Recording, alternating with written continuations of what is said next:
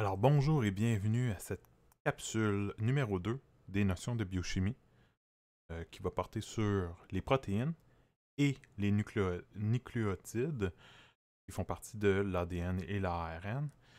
Donc dans cette capsule-ci, termine le chapitre 12 du manuel, soit les pages 386 à 401, puis vous avez des exercices finaux après la page 401 pour vous pratiquer davantage en plus des ateliers.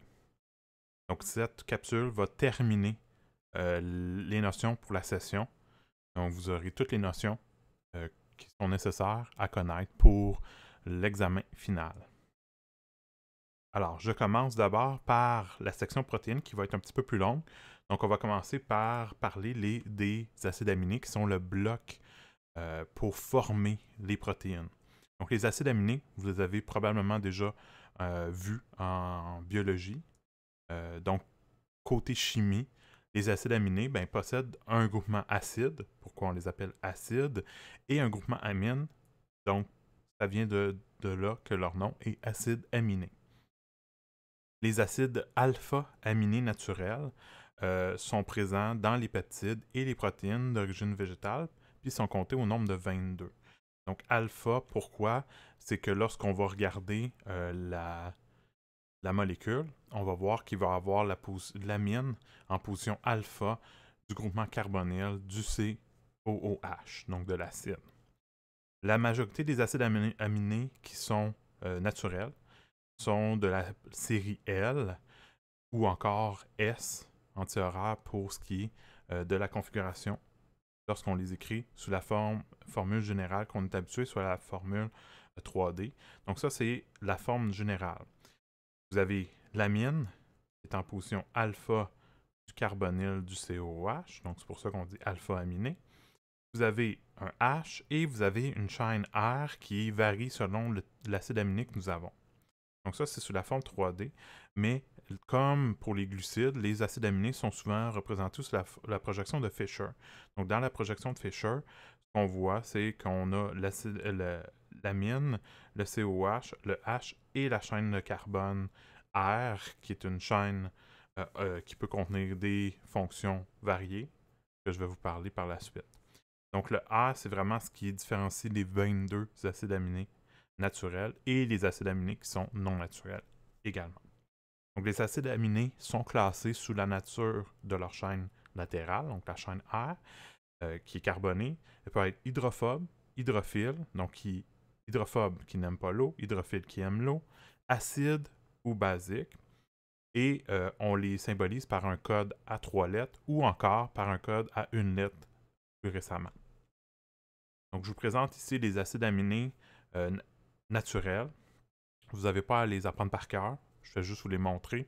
Je vous fournirai un tableau là, pour pouvoir les connaître là, pour l'examen final si nécessaire, dans lequel je vais vous présenter la chaîne R dans le tableau. Mais si vous pouvez voir ici, toutes ces chaînes R-là sont catégorisées comme hydrophobes parce que ce sont des chaînes qui sont majoritairement non polaires.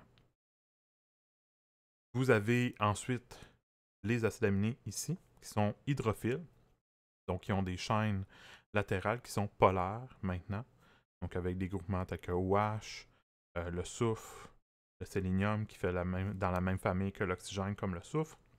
Vous avez des gros groupements avec des oxygènes, des azotes, ainsi de suite. Donc, ces groupements-là, par contre, ne sont pas vraiment considérés comme acides ou basiques. Parce que sinon, on rentre dans une autre catégorie, soit les chaînes latérales acides, donc carrément avoir un deuxième acide carboxylique sur la chaîne latérale. Donc vous avez l'acide aspartique et l'acide glutamique, qui sont deux acides aminés qui ont un deuxième acide sur leur chaîne latérale. Et vous avez des chaînes latérales qui sont basiques, qui contiennent donc un azote qui est chargé, qui en fait est légèrement basique, assez pour pouvoir justement être compté. Donc vous avez l'arginine, la lysine et l'histidine qui sont dans les chaînes latérales basiques. Donc ceux-là, je les ai nommés parce qu'ils sont beaucoup moins nombreux que les autres. Vous avez pu noter que certains acides aminés ont une étoile à côté de leur nom. C'est parce que ce sont les acides aminés qu'on appelle essentiels. Pourquoi on les appelle essentiels? C'est parce que notre corps ne peut pas les synthétiser, donc on doit les obtenir dans notre régime alimentaire. Donc chez l'humain, vous avez 8 acides aminés qui sont essentiels, soit la valine, la leucine, l'isoleucine, la phénylalanine, le tryptophane, la tréonine, la méthionine et la lysine. Puis pour les enfants, on ajoute aussi l'histidine et l'arginine, qui sont des acides aminés qu'on appelle semi-essentiels. Donc ça, c'est juste pour votre connaissance générale. C'est pas quelque chose que je vais mettre l'emphase. Par contre, pour ce qui est des propriétés des acides aminés, ce qui est intéressant, c'est que le pH du milieu va influencer quelle forme on va trouver nos acides aminés dans le mélange. Donc les acides aminés, vu qu'ils ont un acide carboxylique et qui ont une fonction amine, sont à la fois en présence d'une fonction qui est acide et une fonction qui est basique dans le cas de l'amine. Donc, puisqu'on a ces deux groupements fonctionnels, on dit que l'acide aminé est amphoter. Ce que vous avez déjà vu précédemment dans un autre cours, ce qui veut dire que peut agir comme un acide et comme une base en même temps. Donc ça, cette propriété-là fait en sorte que lorsqu'on est dans une solution très très acide, l'acide va être protoné et la base va aussi être protonée. Donc ça, c'est ce qu'on appelle la forme cationique de nos acides aminés. Là, ici, c'est pour des chaînes R quelconques, donc ceux que je vous ai présentés. Par contre, la chaîne R peut avoir un impact si vous êtes en présence d'une chaîne R qui est d'un acide aminé acide ou d'un acide aminé avec une chaîne latérale basique. Donc, ces deux-là ont des petites particularités, mais toutes les autres, la chaîne R ne change pas selon le pH. C'est seulement pour les acides aminés acides ou basiques que ça va changer. Donc ça va créer des situations un petit peu plus complexes. Je vais revenir peut-être légèrement avec ceux-là. Vous allez peut-être devoir en pratiquer aussi. Mais si on revient avec la forme générale, ça c'est en milieu acide, très très acide. Maintenant, si je change un peu le pH, je deviens un petit peu plus basique. Qu'est-ce qui va se passer? C'est que lentement, une portion de ma molécule va changer sous la forme qu'on appelle la forme zwitterionique ou zwitterion. Cette forme-là, c'est d'avoir l'acide carboxylique qui va être déprotoné, mais l'amine, on n'est pas encore dans un milieu assez basique pour pouvoir retirer le H, donc elle va être encore protonée. Puisqu'on a un plus puis un moins sur la même molécule, au total, ça s'annule, donc on appelle ça la forme zwitterion, qui est la forme de charge nulle. Donc, on va avoir cette transformation-là progressive de toutes nos molécules cationiques tranquillement vers des molécules zwitterion. Donc, ça se fait tranquillement jusqu'à temps qu'on atteigne un pH particulier où là, on va avoir juste de la forme zwitterionique. Sinon, tranquillement, on fait des transitions. On dit que c'est la forme cationique qui est en plus grande quantité, majoritaire. Après ça, c'est le zwitterion qui est en plus grande majorité. Tant que ça soit le seul et l'unique, puis je vais en reparler quand est-ce que ça arrive. Puis tranquillement, si on continue à augmenter le pH, on va arriver à la forme anionique où là, on a retiré le H supplémentaire du NH2 de notre amine parce qu'on est dans une solution à ce moment-ci plus basique, assez basique pour retirer ce H-là. Et on a quand même le H de l'acide qui est retiré depuis longtemps. Okay? Donc, à ce moment-là, la charge totale, elle est charge négative, donc c'est pour ça qu'on appelle ça la forme anionique. Donc, l'espèce zwitterion, ça vient de l'allemand pour signifier Zwitter, qui dit hybride, dans lequel on a donc le groupement amine, amino, protoné, donc sous la forme de NH3+, et en même temps le groupement carboxyle qui a perdu son proton sous la forme de CO-. Ça, c'est la forme zwitterion, qui est une forme particulière des acides aminés. Lorsqu'on a ce qu'on appelle le pH isoélectrique, ou parfois on appelle ça le point isoélectrique, qui est noté PI majuscule, c'est le pH auquel l'acide aminé est seulement trouvé sous sa forme zwitterionique, donc sa forme électroniquement neutre. Donc le zwitterion explique les propriétés physiques des acides aminés qui ont un point de fusion plus élevé que la température de la pièce, donc sont solides à 25 degrés, ainsi que d'avoir une mauvaise solubilité dans les solvants organiques parce qu'ils sont chargés la majorité du temps, parce qu'ils sont sous leur forme de zwitterium. Donc l'exemple que je peux vous donner, c'est avec l'arginine. L'arginine a un groupement ici amide. Un amide, c'est pas assez basique là, pour être considéré lorsqu'on fait les transitions. Donc ça, c'est un acide aminé qui est hydrophile, mais pas basique ou acide. Okay? Donc, il va y avoir juste 3 formes. Les 3 formes que j'ai montrées. Donc la forme cation, de départ, lorsqu'on est à un pH très très très bas. Puis si je commence à monter le pH, donc je pars de cette forme-là, qui est la forme la plus acide, où j'ai tout protoné. Donc ça veut dire le NH3 plus et le COOH.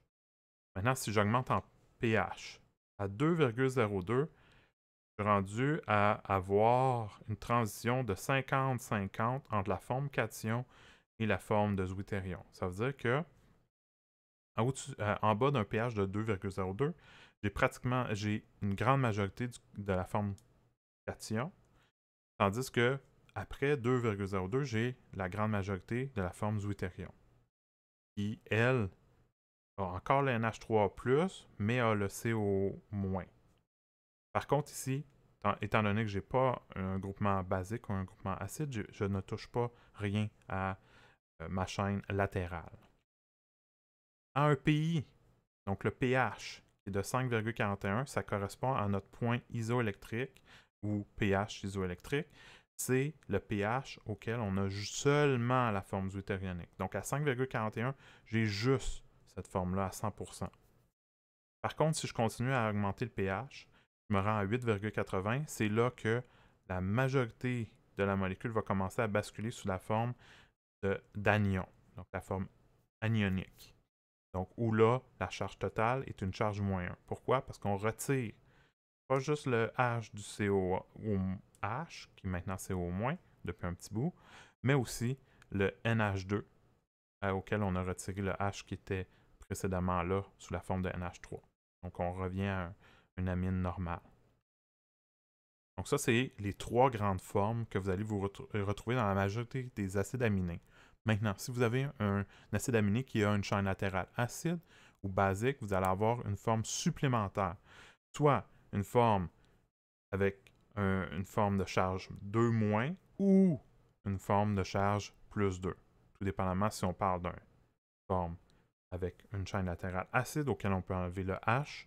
Donc, ça, on enlèverait un H supplémentaire, ça veut dire un moins supplémentaire. Ou, dans le cas où vous avez une fonction amine, ou plutôt fonction qui est basique sur la chaîne latérale, à ce moment-là, on ajouterait une charge +2. Donc, avec un autre azote qui serait en plus de celui qui est toujours là, un deuxième qui pourrait aussi être chargé positivement. Donc, la forme zwitterion, donc c'est la forme ici, permet aussi d'expliquer comment on peut séparer facilement certains acides aminés. Parce que, vu qu'elle est la forme zwitterionique, elle est peu soluble dans l'eau, elle permet, donc, à l'aide de mélanges, lorsqu'on part avec un mélange d'acides aminés plutôt, qui ont des pH isoélectroniques différents, ben, on peut les avoir sous des formes différentes et donc on peut les séparer.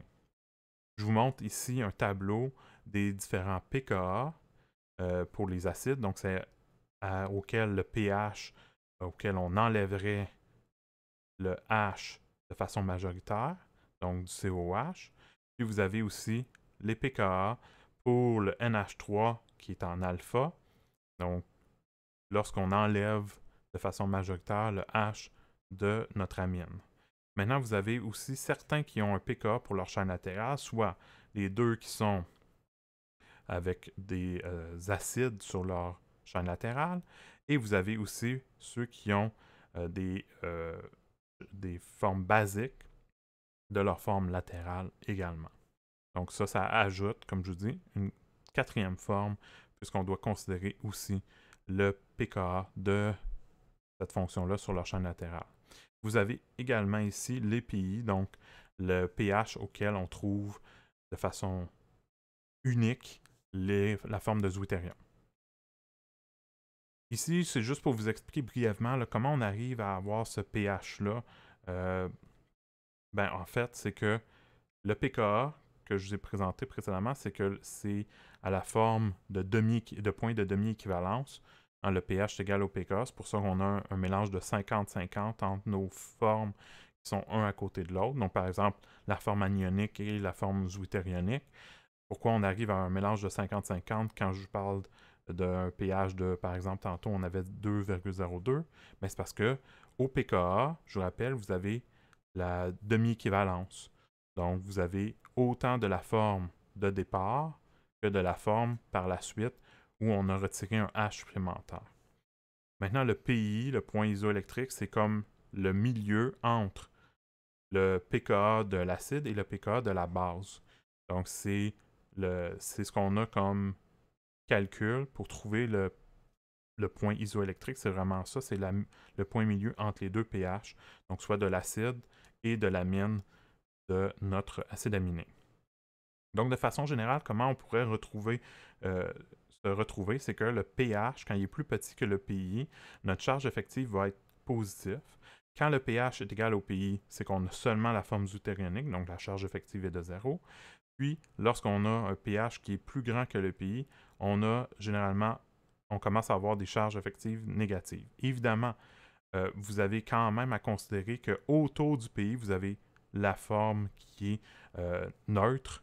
Donc, en autant qu'on est entre le pH, le pKa du NH3 et le pKa du COH, donc dans la portion milieu, on a majoritairement la forme zwitterionique, puis au PI, on a seulement la forme zwitterionique. Maintenant, pour ce qui est de la prochaine technique, ça utilise un petit peu les pH. Donc, ce qu'on vient de voir comme propriété, c'est une technique qui permet de séparer les acides aminés selon leur charge. Donc, ça s'appelle l'électrophorèse. L'électrophorèse va justement utiliser l'influence d'un courant électrique pour déplacer certains acides aminés qui seraient chargés différemment les uns des autres selon leur pH, le pH du milieu, parce que leur forme va varier. Donc, par exemple, vous pourriez avoir dans le milieu, avoir un pH qui permet d'avoir une molécule qui est sous sa forme cationique, alors qu'une autre serait sous la forme zwitterionique, qui nous donnerait un déplacement différent sous l'influence d'un courant électrique. Donc, qu'est-ce que vous allez avoir? On va faire un exemple ici de séparation à un pH de 5,97. Donc, vous avez votre électrophorèse où on va avoir notre ligne de départ. C'est là qu'on dépose nos échantillons de notre mélange.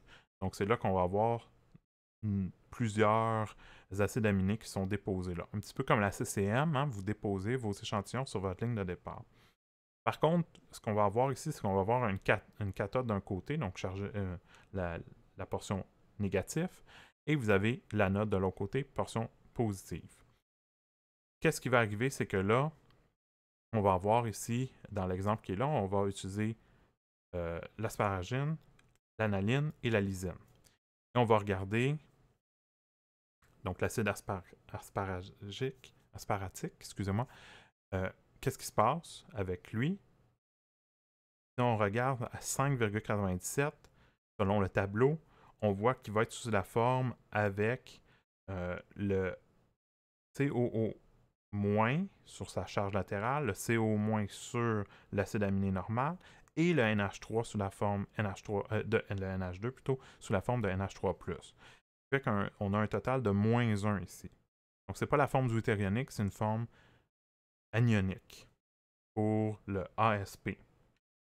Maintenant, pour le ALA, donc l'analine, qu'est-ce qu'on a? C'est qu'à 5,97, on a de façon majoritaire la forme zwitterionique, soit NH3+, et COO-, puis il n'y a rien sur la chaîne latérale qui change, donc on a une forme qui est au total neutre. Et finalement, pour la lysine, qui est un acide aminé, il y a sur sa chaîne latérale une amine, à 197, cette amine-là va être également chargée à NH3+, donc vous avez 2 NH3+, et 1 CO-, ce qui fait en sorte que la lysine va être sous sa forme charge positive, donc cationique. Qu'est-ce que ça change? ça change que lorsqu'on va les regarder sur l'électrophorèse, on va avoir des déplacements différents de ces molécules. Alors, qu'est-ce qu'on va avoir? C'est que, vu que le ASP, lui, il est chargé négativement, il va être attiré par l'anode qui est positive. L'analyne, ALA, étant donné qu'il est neutre, il va rester sur la ligne de départ, parce qu'il n'est ni influencé par la cathode ni par l'anode. Tandis que la lysine, LYS, va être attirée par la cathode, puisqu'elle est chargée positivement au total. Donc, attirée par la charge négative. Donc ça, c'est le concept de l'électrophorèse. Si jamais vous retrouveriez avec des formes similaires, il y a quand même une différence de niveau d'attirance vers l'anode ou la cathode selon la forme générale de la molécule, si elle est plus basique ou plus acide. Maintenant, pour ce qui est des protéines, les protéines sont formées des acides aminés. Donc, on va parler des protéines sous différents types de structures. Donc, la structure primaire des protéines, c'est au fond la liste des acides aminés qui forment notre protéine. Donc, dans la nature, les acides aminés vont se lier ensemble pour former soit des peptides. Des peptides, c'est des oligomères, donc ça veut dire des molécules un petit peu plus grosses, qui sont formées de moins de 50 acides aminés, tandis que lorsqu'on a des polymères, donc des chaînes plus longues, qui sont faites de plus de 50 acides aminés, on va parler plutôt de protéines. Donc, peptides, c'est des plus petites chaînes, protéines, les plus longues chaînes d'acides aminés. Donc, dans ces molécules-là, vous allez avoir des acides aminés qui sont liés les uns par les autres par la liaison amide, qui est appelée la liaison peptidique. Donc, c'est une liaison qui se fait entre le groupement carbonyl d'un côté et d'un acide aminé et le groupement amine d'un autre acide aminé. Je vous montre un exemple ici où on a 3 acides aminés qui sont liés ensemble pour former un tripeptide. Ce tripeptide-là est formé de glycine, méthionine et séritine. Je me rappelle bien. De sérine, excusez-moi. Donc, pour le dernier. Donc, vous avez la liaison qui se fait entre les deux, qui est la liaison peptidique, entre, par exemple, la glycine et la méthionine. C'est la liaison qui est ici entre le COO qui avait précédemment un OH. On a retiré ce OH-là et on fait le lien avec le NH2 de la méthionine, qui est maintenant un NH. Donc, on a retiré un H. Donc, on a retiré OH et H qui fait une molécule d'eau. Donc, pour pouvoir former une liaison peptidique, on doit retirer une molécule d'eau. On en a donc une liaison peptidique ici et une autre liaison peptidique ici. Donc, ce sont des liaisons amides parce qu'on a un COO avec un azote sur le même COO. Ce que vous allez voir, c'est que lorsqu'on écrit des peptides, par convention, les protéines et les peptides commencent par, à gauche, l'acide aminé dont le groupement NH3+ libre est là, et on finit à droite par celui où le COOH ou COO- est libre, donc à droite. Donc la structure primaire, c'est vraiment l'enchaînement où on écrirait les différents types d'acides aminés qui forment notre peptide ou notre protéine. Maintenant, lorsqu'on parle de structure secondaire, la structure secondaire, c'est que à ce moment-ci, on va commencer à considérer certains types d'interactions qu'il peut y avoir entre les différents acides aminés. Donc, la nature des liaisons peptidiques fait en sorte qu'on a un COO et un NH. Puis, ces deux-là peuvent avoir des interactions avec d'autres portions de la structure de la protéine qui a la même chose. Pourquoi? Parce qu'il existe des ponts H qui peuvent se faire entre le COO, donc le O, les doublets libres du O, et le H d'un NH. Donc, la présence de ces ponts-là à l'intérieur d'une chaîne peptidique fait en sorte qu'on a une certaine stabilisation et on a des structures secondaires dans les peptides où on va avoir ce qu'on appelle des hélices alpha et des feuillets bêta. Donc, les feuillets bêta, à quoi ça ressemble? C'est des chaînes de peptides qui se retrouvent à être un à côté de l'autre, donc sont attirés par les liaisons hydrogènes qui se font entre le NH d'une chaîne d'acide aminé et le COO de l'autre chaîne d'acide aminé, donc d'une autre portion de votre molécule.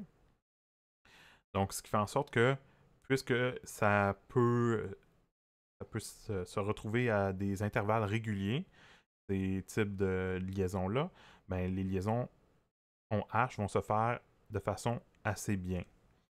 Vous avez aussi des hélices alpha qui peuvent être faits. Donc, les hélices alpha demandent certains types d'acide aminé un petit peu plus fréquents qui permet de faire une espèce de twist dans la chaîne. Mais il y a les liaisons hydrogène encore qui sont possibles entre le COO et le NH d'une autre portion de la molécule. Donc, ces feuillets bêta et hélices alpha sont souvent retrouvés dans le dessin, les représentations structurelles de vos protéines. Donc, lorsqu'on regarde une protéine, on voit souvent des dessins comme ceci.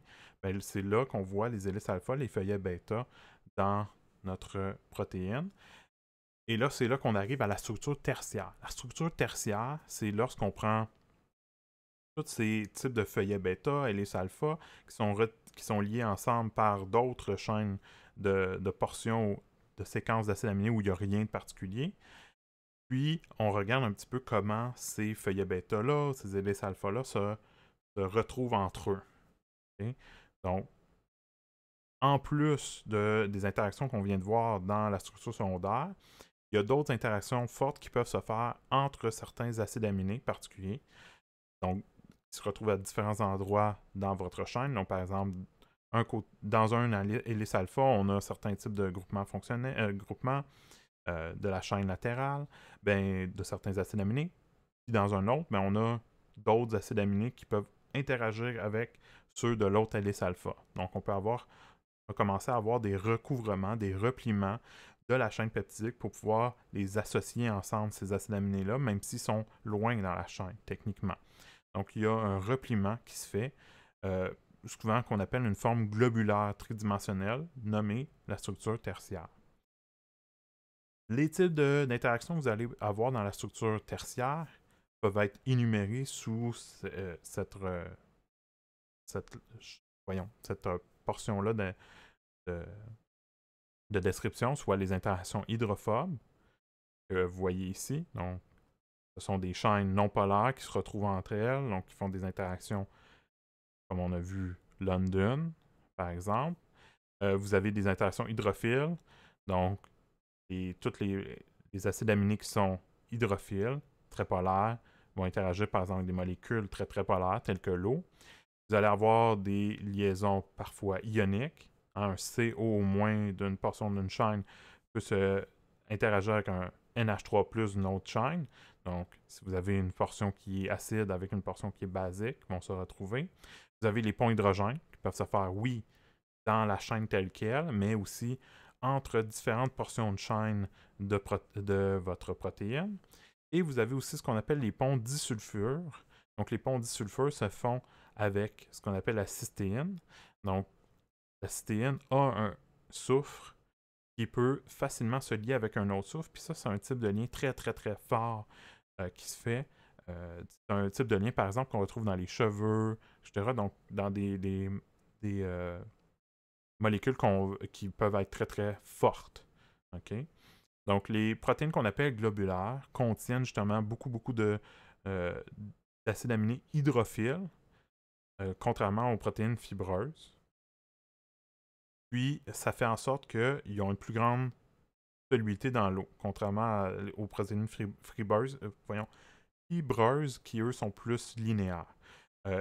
Par contre, les résidus hydrophiles sont généralement placés à la surface extérieure, eux vont vraiment faire en sorte que ben, vous allez avoir des acides aminés qui sont plus hydrophiles vers l'extérieur, tandis que les acides aminés qui sont hydrophobes vont plus être à l'intérieur de la protéine. Donc, ils vont comme créer une poche à l'intérieur pour être ensemble. Tandis que les acides aminés qui sont hydrophiles, eux, vont être vers l'extérieur pour pouvoir voir les molécules d'eau. Finalement, la dernière structure, qui est la structure quaternaire, peut arriver pour certaines protéines, pas tous. Des fois, on arrête à la structure tertiaire, mais la structure quaternaire, elle, c'est pour certaines protéines qui sont très, très complexes, qui ont une grande masse moléculaire et donc qui ont plusieurs chaînes de peptides reliées comme unies ensemble sous la forme de sous-unités. Donc, vous avez comme plusieurs chaînes peptidiques qui s'unissent ensemble pour former un tout plus complexe. Donc, les différents types de liaisons, d'interactions qu'on a vues pour les structures tertiaires s'appliquent aussi pour la structure quaternaire. Donc, par exemple, ici, l'hémoglobine. L'hémoglobine, c'est une protéine qu'on retrouve dans le sang pour pouvoir amener l'oxygène. Donc, qu'est-ce que vous allez avoir? C'est que dans l'hémoglobine, il y a 4 sous-unités. Donc, vous les voyez ici de différentes couleurs. Vous avez 2 unités qu'on appelle alpha avec 141 résidus d'acides aminés. Puis vous avez 2 sous-unités bêta avec 146 résidus d'acides aminés pour un total de 574. Donc, il y en a beaucoup. Et ce qui est important dans tout ça, c'est qu'ils ont une poche dans laquelle il y a un fer qui est comme accueilli par des azotes qui viennent comme se lier avec lui. Ce fer 2+-là, c'est lui qui est responsable de pouvoir transporter l'oxygène dans le système sanguin. Donc, l'hémoglobine avec les ions de fer, Fe2+, sont liés à certains acides aminés dans la poche. Comment c'est fait? Ben, c'est eux qui vont transporter dans le sang l'oxygène. Les protéines sont dans notre corps très très importants parce que ça fait souvent des enzymes. Donc les enzymes, c'est des catalyseurs des réactions biologiques qui sont très très importantes pour nous garder en vie. Les enzymes, eux, fonctionnent sous un système de clés-serrure. Ça veut dire que chaque enzyme va réagir d'une façon très très particulière pour un substrat spécifique, dans lequel il y a un site actif. Donc l'enzyme va avoir un site qu'on appelle actif, où le substrat va pouvoir venir s'insérer et être transformé. Donc si on prend l'exemple ici, un dessin très très représentatif, très très général, vous montrez qu'est-ce qui arrive. Vous avez un enzyme, vous avez un substrat, le substrat va venir sur le site actif pour pouvoir subir la réaction et après ça va se décrocher lorsque la réaction est terminée.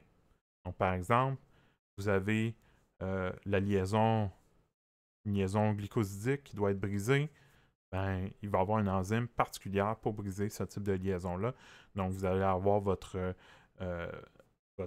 amidon, des chaînes très très longues de glucose, va venir se lier, l'enzyme va venir à l'endroit où il y a la liaison, la couper, puis il va relâcher du glucose, puis il va continuer avec d'autres portions. Donc l'enzyme peut être utilisée pour plusieurs réactions.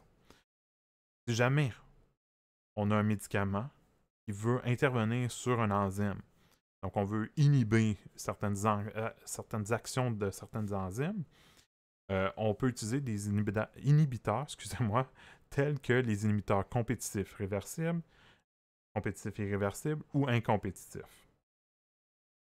Je vous parle un petit peu de les inhibiteurs compétitifs. Qu'est-ce qu'ils font? Ben, leur nom le dit, ils vont rentrer en compétition avec le ou les substrats qui peuvent se lier sur le site actif.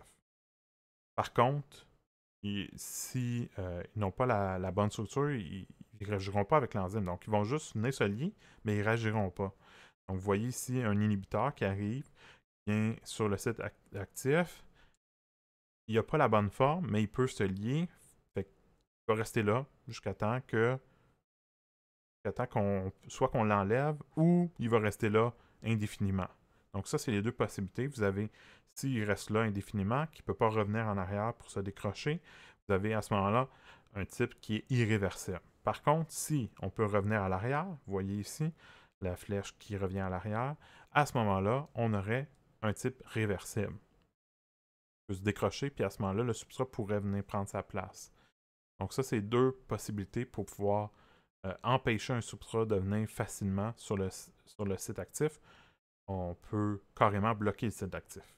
Ou l'autre façon de faire, c'est des inhibiteurs incompétitifs qui, eux, vont se lier à un endroit différent sur l'enzyme, pas sur le site actif, mais à un endroit autre qui va modifier la forme du site actif, qui va faire en sorte que le substrat ne pourra pas venir se placer à sa place. Et de façon générale, cette inhibition-là va être aussi réversible. Donc, vous voyez l'inhibiteur ici qui est incompétitif, il vient se lier à l'endroit qui est ici au lieu de venir sur le site actif, fait en sorte que lorsqu'il vient se lier, ça a un changement de la forme de la protéine, donc changement sur le site actif, fait en sorte que le substrat, il est comme perdu, il ne peut pas venir s'insérer, puis il ne comprend pas pourquoi. Ben, c'est parce que le site actif a changé de forme. Et la forme du site actif est super importante pour accueillir le substrat pour pouvoir faire la réaction.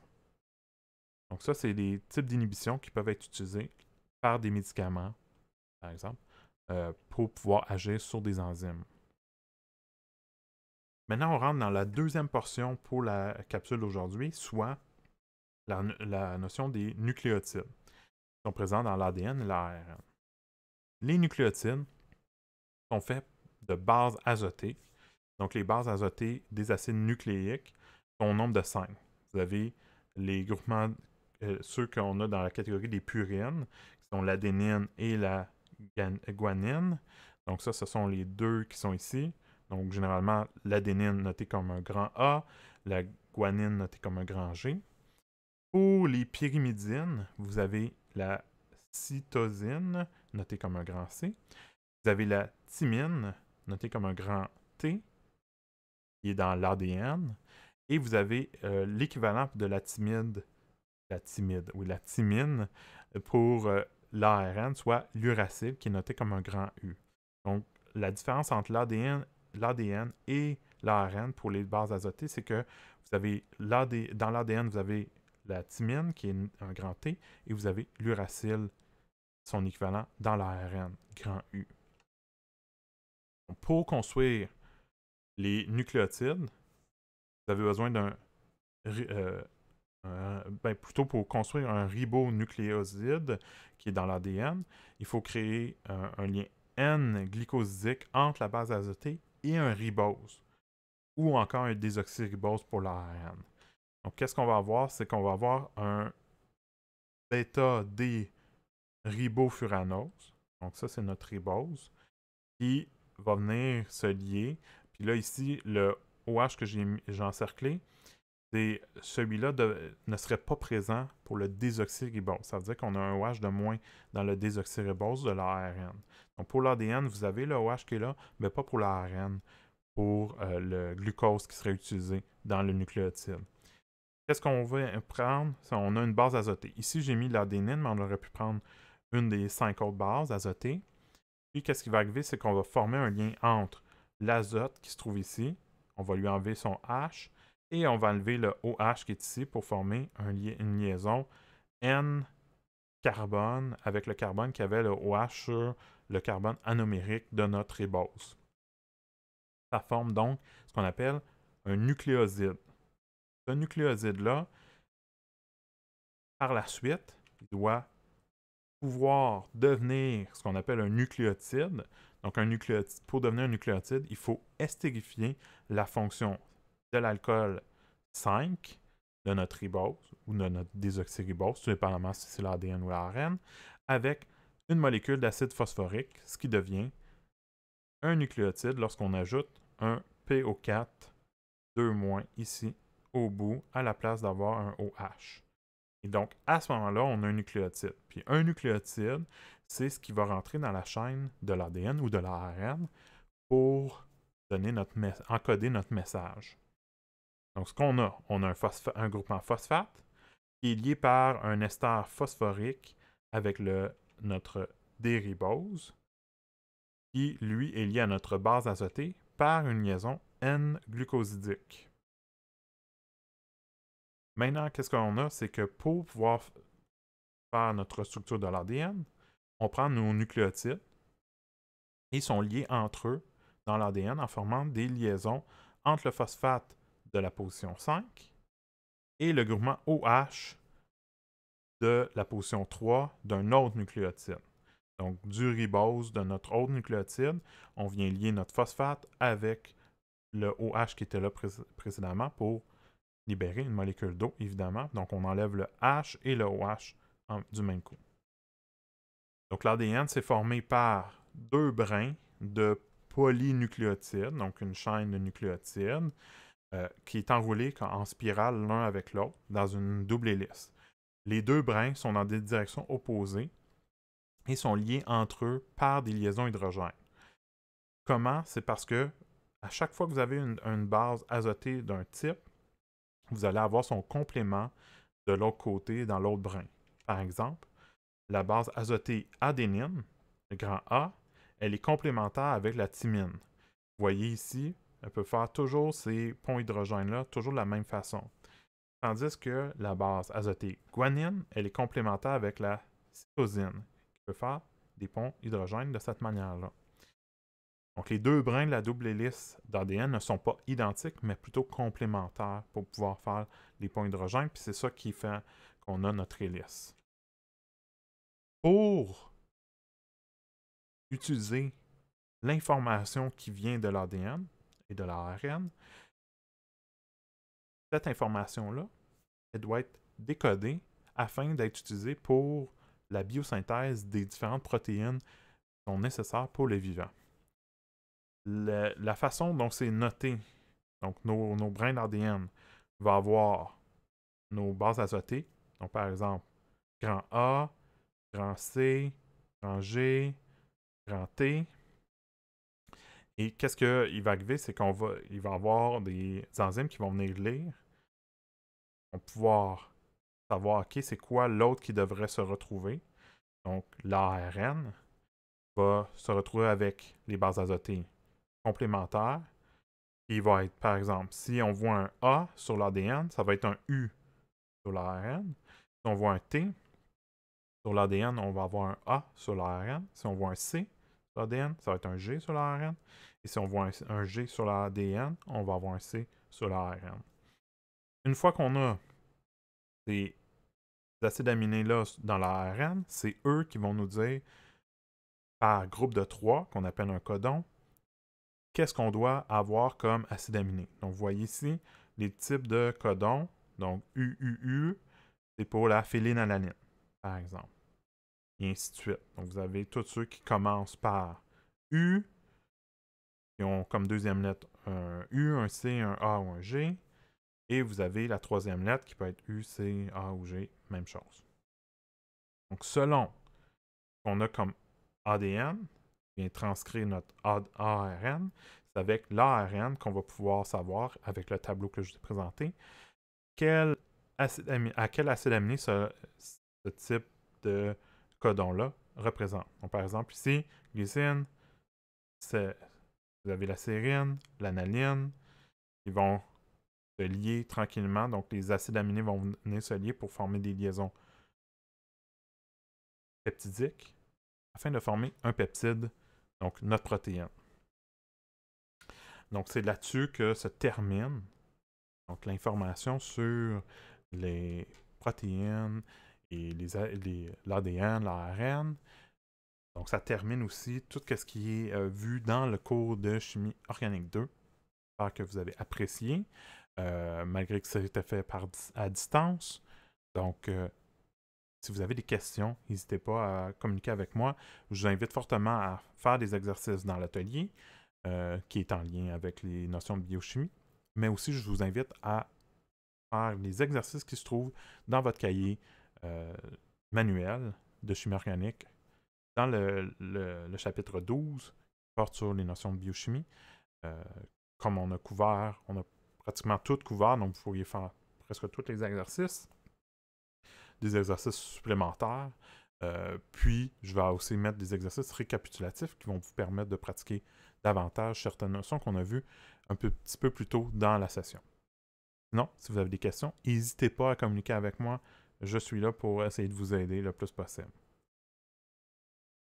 Non, au revoir. Et à la prochaine peut-être.